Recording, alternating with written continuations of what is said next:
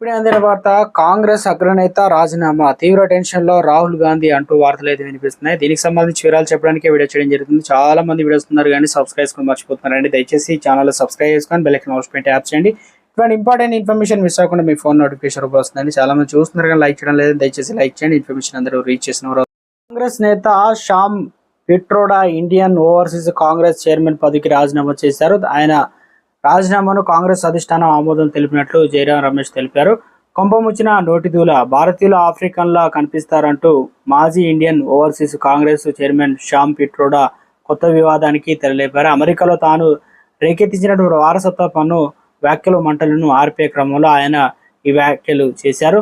భారతీయులు దక్షిణాదిలో ఆఫ్రికన్ల వలె కనిపిస్తారు, పశ్చిమాన ఉన్నవారు అరబ్బులు, తూర్పున ఉన్నవారు చైనీస్లా కనిపిస్తారంటూ వివాదాస్పద వ్యాఖ్యలు చేశారు. మండిపడ్డ మోదీ. దీని మీద ప్రధాని మోదీ సైతం స్పందించారు. దేశాన్ని విభజించి పాలించాలని కాంగ్రెస్ అనుకుంటుందని మండిపడ్డారని ప్రధాని మోదీ. ఇక శరీర రంగు ఆధారంగా ప్రజలను అవమానిస్తే దాన్ని తాము సహించమని ఆయన హెచ్చరించారు. దేశాన్ని కాంగ్రెస్ పార్టీ ఎటువైపు తీసుకెళ్లాలని చూస్తుందంటూ ఆగ్రహం వ్యక్తం చేశారు.